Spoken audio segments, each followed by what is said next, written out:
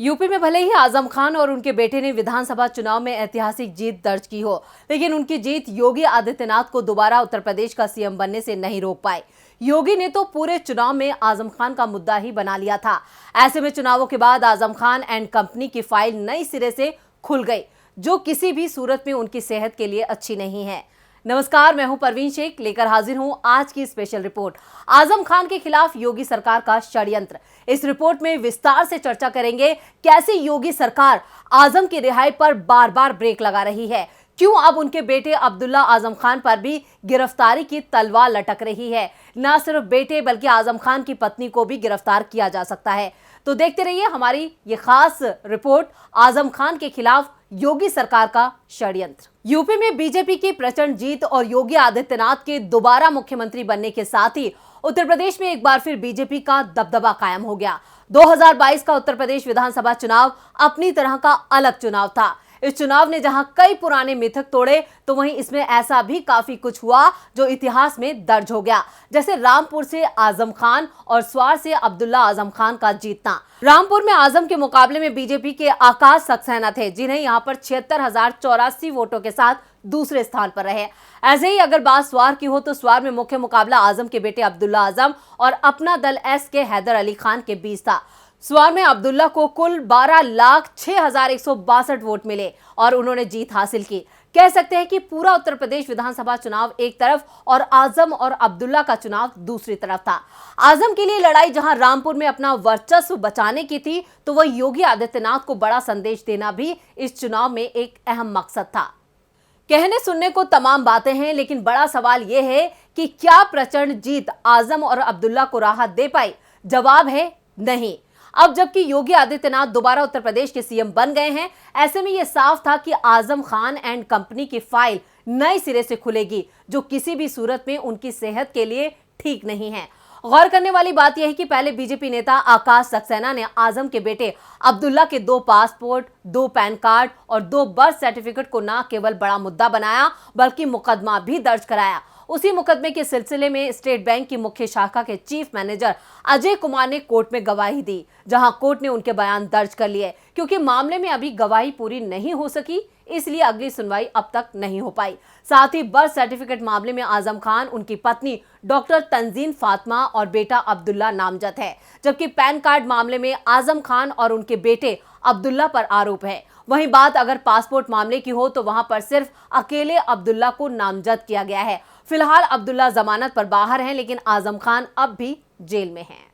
बीते कुछ वक्त से सीतापुर जेल में बंद आजम खान उत्तर प्रदेश के सियासी गलियारों में खूब सुर्खियां बटोर रहे हैं। साथ ही बीजेपी की योगी सरकार पर बदले की राजनीति का भी आरोप लग रहा है। इसलिए मांग हो रही थी कि आजम की जमानत मंजूर हो। इस सिलसिले में रिहाई के परवानों को सीतापुर जेल भले ही भेज दिया गया हो, लेकिन आजम खान आसानी से जेल से बाहर आते नहीं नजर आ रहे हैं, क्योंकि उन्हें एक मुकदमे में जमानत मिलती है तो उससे पहले दूसरा केस दर्ज हो जाता है। आजम 1 या 2 मुकदमों में नहीं बल्कि 87 मुकदमों में जमानत ले चुके हैं, लेकिन फिर भी वो जेल में ही हैं। अलग अलग मामलों के चलते गुजरे 2.5 साल से आजम खान जेल में बंद हैं। और क्योंकि आजम खान के ऊपर आरोप जो है वो किसानों की जमीन कब्जाने का है, राजनीति के गलियारों में चर्चा तेज है कि यूपी के मुख्यमंत्री हाल फिलहाल उनकी तरफ रहम की निगाह से शायद ही देखें। सिर्फ जमीन जायदाद ही नहीं, आजम पर आचार संहिता के उल्लंघन के मुकदमे भी दर्ज हैं। इसलिए आजम के अच्छे दिनों पर अब भी संकट के बादल मंडरा रहे हैं। सपा के कद्दावर नेता और विधायक आजम खान लंबे वक्त से जेल से बाहर आने की बाट जो रहे हैं, लेकिन एक मामले ने उनकी आजादी पर फिर से ताला लगा दिया है। आजम खान को मंगलवार को इलाहाबाद हाईकोर्ट ने 87वें मामले में जमानत दे दी थी, लेकिन तभी सामने आ गया 88वां केस और आजम खान जेल से बाहर आते आते रह गए। एक वक्त सपा नेता आजम खान की यूपी में तूती बोला करती थी। उनके एक इशारे पर सरकार कोई भी निर्णय ले लेती थी, लेकिन आज वो कानून के शिकंजे में ऐसे फंसे हैं कि निकलते नहीं बन पा रहा है। दरअसल मार्च 2020 में एक शिकायत दर्ज कराई गई थी, जिसमें आजम खान पर आरोप था कि उन्होंने रामपुर पब्लिक स्कूल की मान्यता हासिल करने के लिए जाली दस्तावेज दिए थे। स्कूल 2015 में बना था। ब्लॉक एजुकेशन अफसर ने अज्ञात लोगों के खिलाफ शिकायत दी थी, लेकिन जब सितारे गर्दिश में हो तो मुसीबत आपके घर पर पहुंची जाती है और इस मामले में आजम खान आरोपी बना दिए गए।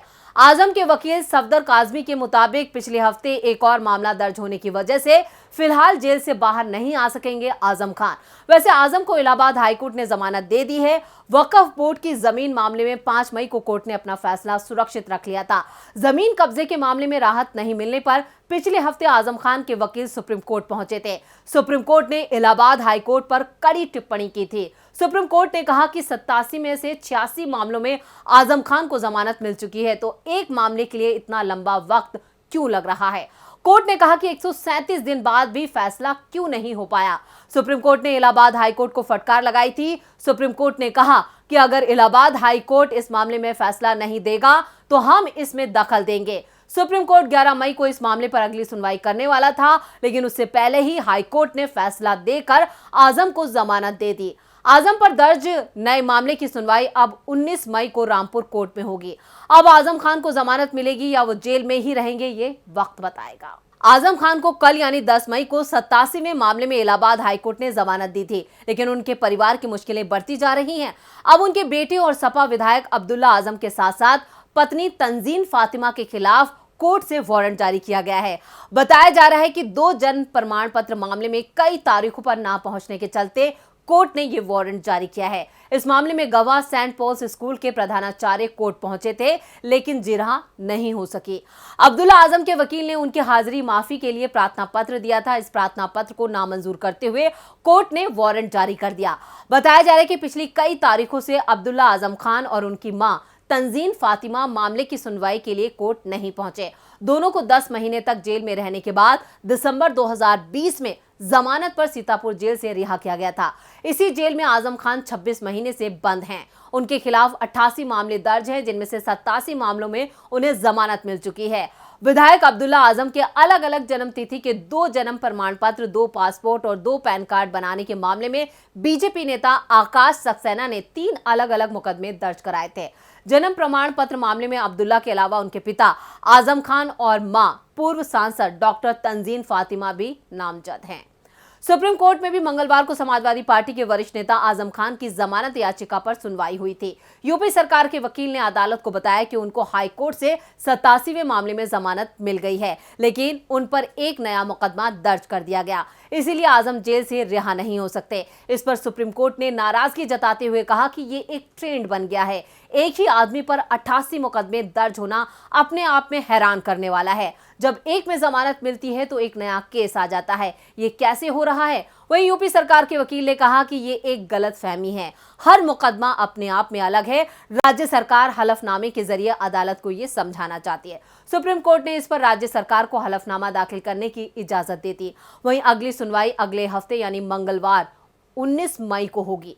ऐसे में लगातार यहाँ पर जो मुकदमे हैं वो उन पर दर्ज किए जा रहे हैं। एक के बाद एक मुकदमों में उन्हें जमानत मिलती है, तो वही नया मुकदमा सामने आ जाता है। तो आप अंदाजा लगा सकते हैं कैसे यहाँ पर यूपी की योगी सरकार एक साजिश के तहत आजम खान को जेल से बाहर नहीं आने देना चाहती है। बहरहाल जब यूपी में समाजवादी पार्टी सत्ता में थी तो उस वक्त आजम खान का नाम सपा के कद्दावर नेताओं में होता था, लेकिन जिस तरह यूपी के मुख्यमंत्री योगी आदित्यनाथ ने उन्हें अपनी उंगली पर नचाया है, कहना गलत नहीं है कि जो खेल शुरू हुआ था वो इतनी जल्दी खत्म नहीं होगा। फाइलें नए सिरे से खोली जा रही हैं, हिसाब किताब फिर से किया जा रहा है। योगी के पास आगे के 5 साल हैं। अब खेल खत्म तब होगा जब आजम और उनका कुनबा चित हो जाएगा। लेकिन यूपी में जो योगी सरकार आजम खान के साथ कर रही है वो राजनीति का काला अध्याय है। ऐसे में आजम खान की रिहाई अब सुप्रीम कोर्ट और योगी सरकार पर निर्भर है। तो ये थी आज की स्पेशल रिपोर्ट। देखते रहिए डीबी लाइव। नमस्कार।